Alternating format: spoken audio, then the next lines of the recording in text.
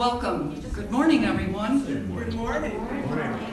Thank you for joining us. Do we have any newcomers today? I think maybe one? Sort of. Yeah. I was here last week. Oh, okay. Did you receive a gift bag last week? Yes, I did. Okay. Thank you. Great. Let's see. I think we're at the part where we introduce our guest speaker. As most of you know, Joanne and Joe are on vacation, and we're blessed to have Linda McClanahan guest speaking for us today. In addition to her roots in unity, Linda has a rich background in Eastern religious studies. She earned the spiritual designation of Swami of Marananda in connection with those studies. Her title today is Free Giving, the Power of Small Gifts. And of course, Linda and Joel are providing our service music today. Thank you both for being with us. As always, we start with prayer. We're very inclusive in our prayers and unity, holding the highest in mind and heart for ourselves, each other, our communities, and our world. If you're listening online, please remember that you can send in a prayer request anytime by going to our website, unitydelawareohio.org, and using the prayer request tab at the top of the page. We'll prepare for prayer with a song by Karen Drucker called The Face of God.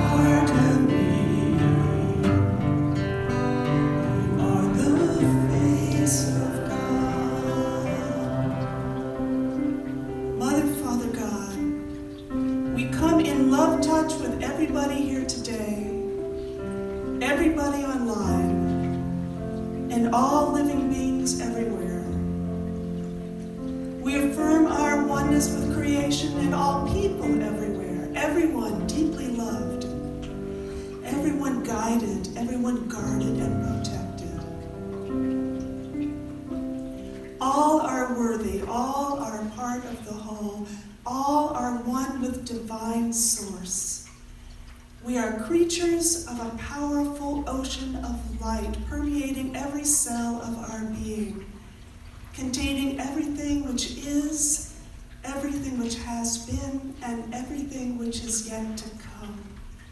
This is the truth, the very truth. We affirm this truth in the name of love. Amen. We'd like to do a Tom Kimmel song for you now called One Heart.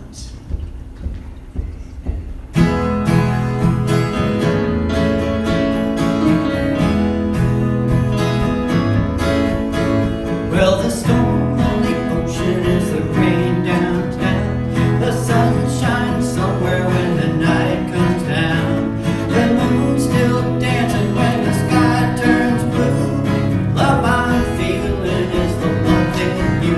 One heart, one mind.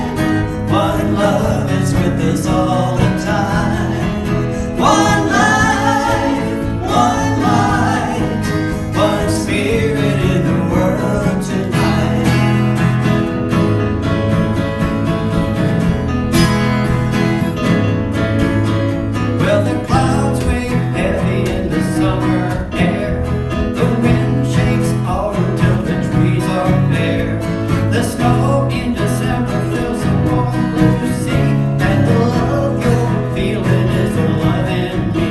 One heart, one mind, one love is with us all the time. One life, one light, one spirit in the world tonight. Find our way, make our peace, accept on faith things we cannot see. Carry on, see us through. One for all for me and you. Now the song I'm singing goes a long way back. It's love's own engine running down this track. The light in the tunnel coming into view says the hope I'm feeling is the hope in you.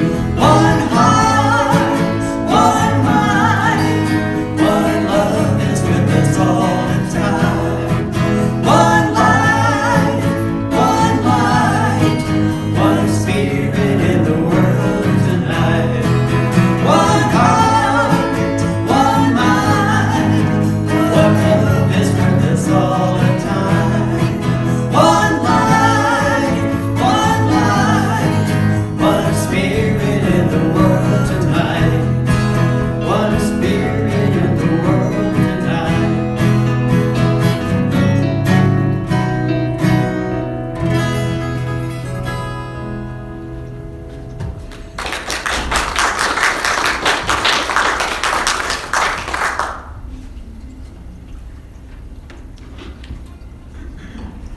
Good morning.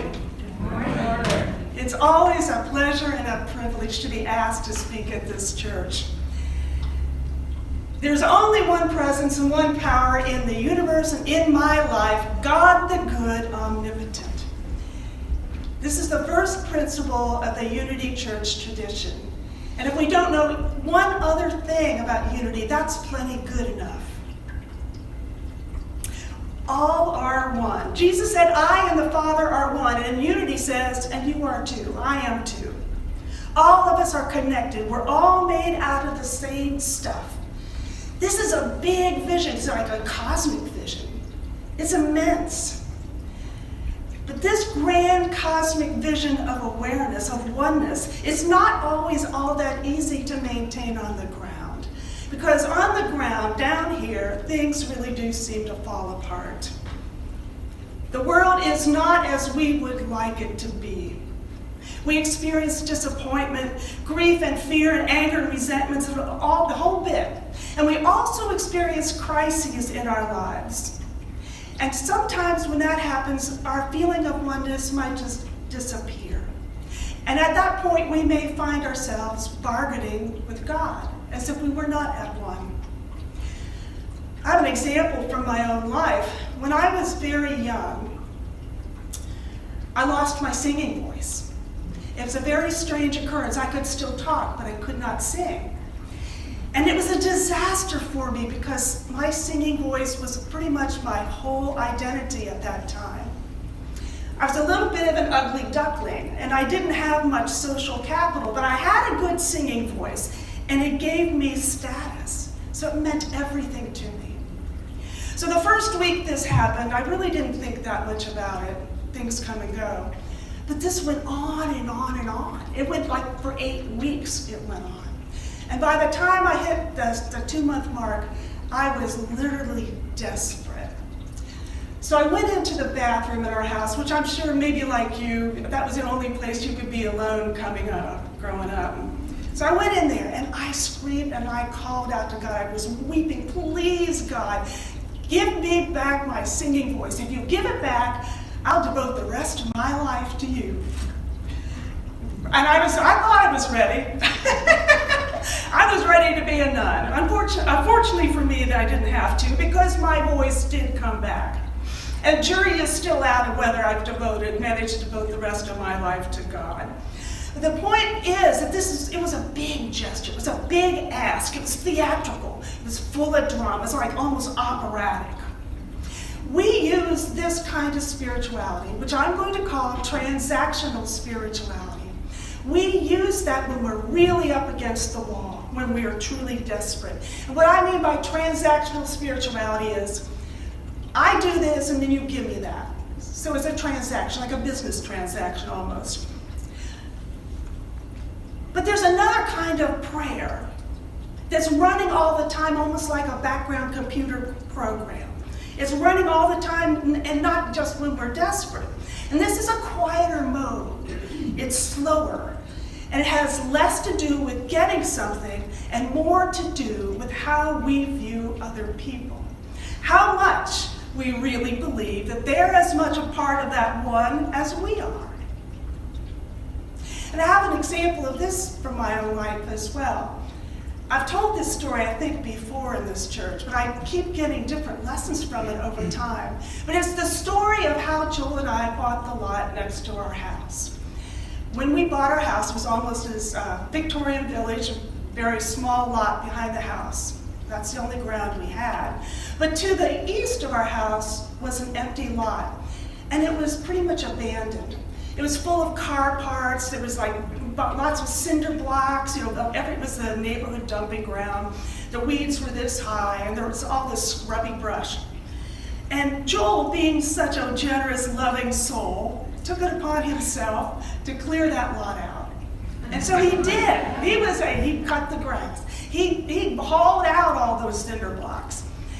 And he got it in pretty decent shape. But he came to me one day and he said, "Linda, I want to take down some of the trees on this lot." And I'm thinking, yeah, that's a good idea, but we don't own those trees. Those trees don't belong to you, Joel. And I said, maybe we should try to buy that lot. So I looked up who owned the lot, and it was a lawyer in town, and I started to call him. I would call him once a week, because I wanted him to sell the lot to us. I could never get through. I could never get past the receptionist. And this just went on and on. I was very persistent. I had the idea, listen, we're clearing it out. That means that's our lot.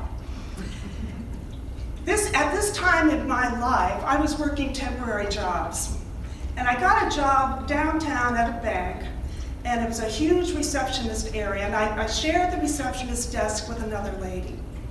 The job was not that great a job, but this lady was really complaining about it. I mean, I didn't like it that much either, but it was just like constant complaining about the job. And the negativity was starting to get to me because it was already hard enough, right? So I said, well, why don't you get another job? Why don't you get another job if this doesn't suit you? And she said, well, I'm trying, but I'm just not getting anywhere. And I had the strangest feeling that my heart just sort of opened. And I just said, well, show me your resume and show me the application that you're working on right now. And she did. And I could tell immediately why she wasn't getting anywhere, because even though she was a very capable person, a very intelligent person, she looked really bad on paper because she was uneducated. So I said, all right, I will help you. Let's together do a new resume. And when you apply for a job, let me help you with the application. So I did, and then I moved on to my next post. Meanwhile, I'm still calling this lawyer, still trying to get a hold of him. And about, a couple months after all this transpired, I made the call, and I heard a familiar voice on the other end of the line. And it was that lady. She got a job, and she was working for the lawyer that owned the lot. I'm getting goosebumps just telling this story. And she said, I will connect you. And she did. So I talked to him, and he did sell me the lot. He sold it to me for $2,500, which was the exact amount of money in our savings account at the time. I found this so thrilling, and look at all this blessings I got just by being nice to a lady that I didn't really know. Look at this demonstration of the power of a really small act. It didn't stop there though, because I was so impressed with this, what had happened, I wrote a story about it. And I sent it off to Guideposts magazine, which is a Christian inspirational magazine. And they bought the story, and they paid me. A few months after that, I got a note from them. They said, we're going to reprint it in Spanish, so we're going to pay you again. And after that, about 6 months after that, they said, we're going to print it in an anthology, we're going to pay you again. So that at the end of the day, that loss cost nothing. It cost us nothing. And this was such a tiny act, it's not a grand gesture. Being nice to other people is a powerful practice because it's rooted in the consciousness that we are all connected. Others deserve our respect and love and help just as much as we do. I was gifted with this demonstration of how powerful those acts of love or little tiny kindnesses really are. Kindness is a completely aligned and in harmony with the Christ consciousness. And that's why they're potent, because they're not transactional. Any loving act that is not transactional is a godly act, because that's how God acts. Freely giving, not wait until I give you something. Freely giving. Doing small things out of love is prayer in action. You know, Jesus taught love one another. He preached unconditional love. But I'll tell you, that's a heavy lift. To be unconditionally loving is a heavy lift. It is so easy to fake, and it's so hard to do. It's hard to do because the subconscious mind has obstacles in it which are standing in the way. Anybody that is a gardener, especially an organic gardener, knows that success in gardening comes from improving the soil. You work with the soil and then the plant will take care of itself. It's the same with our subconscious mind. We can soften subconscious obstacles to love. And the way we do that is by performing little teeny weeny acts of kindness. Every time we do that, we're sending a message down into the lower levels of the mind that we really are one, that everybody is worthy of love. We want to go below this sort of the ordinary mind. And we want to go down to where the problem is, where the obstacles are, and work there. One thing I've learned working with a guitarist is that guitarists, when they tune up, they always tune up from underneath. They'll go below the note and they tune up. And it's the same with us. We need to go below and tune up, not just pretend we're all holy up here. We need to go down there where the lower levels of the mind are acting all the time and try to tune that up. And the way we do that is to perform real-world small kindnesses, which are aligned with love. The good news is there's plenty that we can do. There are lots of strategies that we can use. I studied with a man, a guru named Goswami Kriyananda, and his whole teaching was do small things that will help to soften the subconscious obstacles and harmonize us more in line with Christ consciousness. And the kind of acts that he was talking about are not dramatic or big, and they're not sexy. They just work. So I want to talk about that. I want to talk about what I think is one of the easiest and powerful strategy we can use is pay attention to the way we are in our car. To be honest with you, the subconscious mind doesn't see much difference between our car and ourselves, because a car is the way you get around through this world. It's literally the way we go through this life. Have you ever ridden with a spiritual person that acts like a maniac in a car? I have. I've been that person. You know, everybody's an idiot. Everybody's a knucklehead. They're all messing up. They're idiots. They're my enemy. That's the message that says to your subconscious. I live in a world of enemies and threat. You know, we're all like namaste here in church. And man, as soon as you get out there on Route 23, it's a whole different story. Namaste goes like that. So this is a strategy that I use is, I almost hesitate to say this because it's so little, but it's just always use your turn signal. Use your turn signal. I use my turn signal even when nobody is there, and especially if nobody is there. Because I'm sending the message to my subconscious mind that, hey, everybody's worthy of knowing what I'm up to up there on the road. When Joel and I traveled to Hawaii years ago, we really noticed the way people drive in Hawaii. And they're so considerate of one another. You know, they always use their turn signals, and they're very courteous on the road. And we were visiting a lady who grew up in Hawaii, and we remarked on this. You know, I said, this is really different from where I live. And she said, why is that? And she said, well, the reason is we live on an island. So the person you flip the bird to here, there's only one road around the island. Eventually you're going to come back around and meet that person you flipped off. And so over time they've learned. They have learned to demonstrate courtesy to one another, to send the message to one another that, yes, I value you. I value you enough to not get up and flip you the bird or whatever else you might want to do. Really, literally, when it comes to awareness, what goes around really does come around. It's all an island. That's what's true in Hawaii is true here too. It's just that we don't see it as immediately. Every time we do that practice, we're teaching that lower mind that other people matter, that they are not our enemy. Another way of amending the soil really is pretty much the same thing, but everywhere else. And that is just to be polite, to be courteous with other people. That's one of the most powerful spiritual practices there are.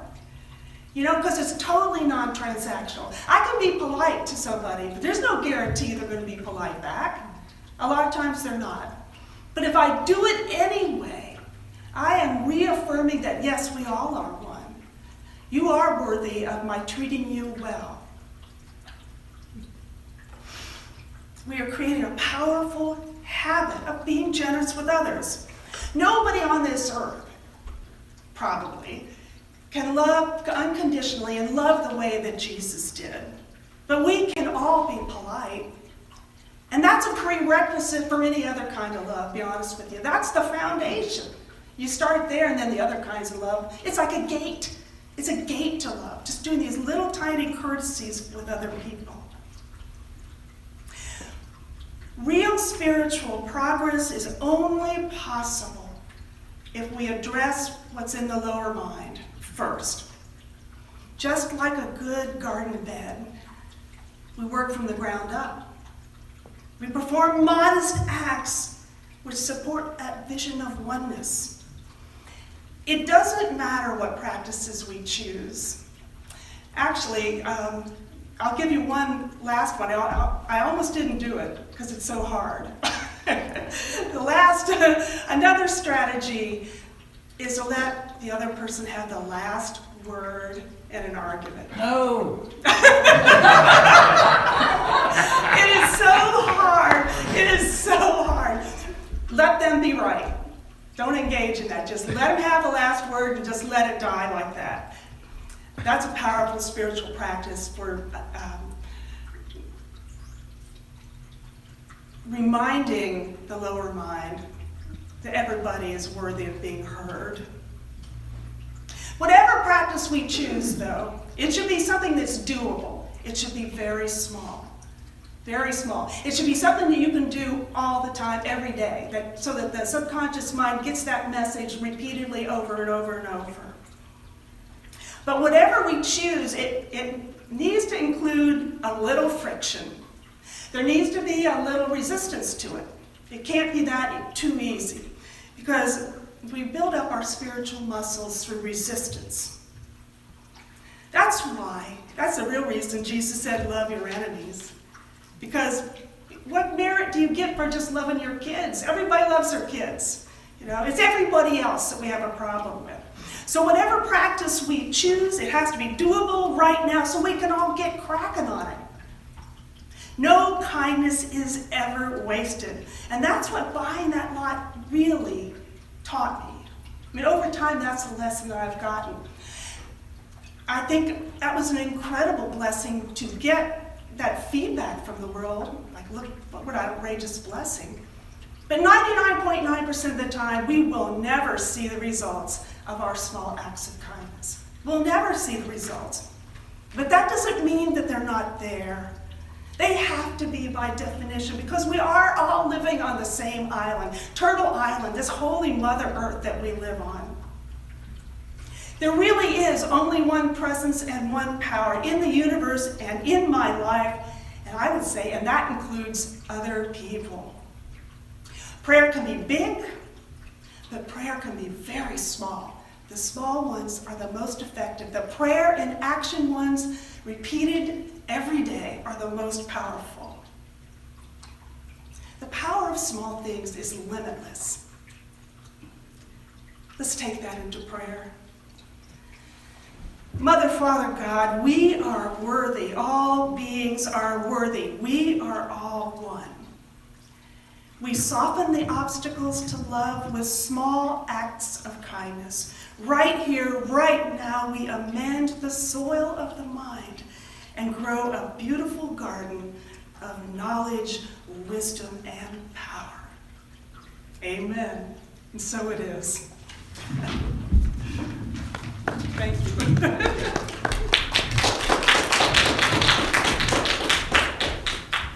Thank you, Linda. That was a lot to think about for the coming week as we head out into the unknown along 23 and all the interstates. I'm going to have to try to remember this.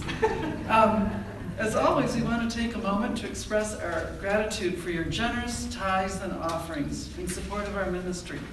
Whether your gifts are coming in by PayPal, by check to our post office box, or right here in today's offering baskets, which are on the back tables, please know how very much we appreciate your support. Please join me now in our affirmation of abundance as we give thanks for the flow of goodness in our lives. Divine love, through me, blesses and multiplies all that I have, all that I give, and all that I receive, and I am grateful. And now, Linda and Joel have another song for us. When You Pray, Move Your Feet by Jim O'Brien.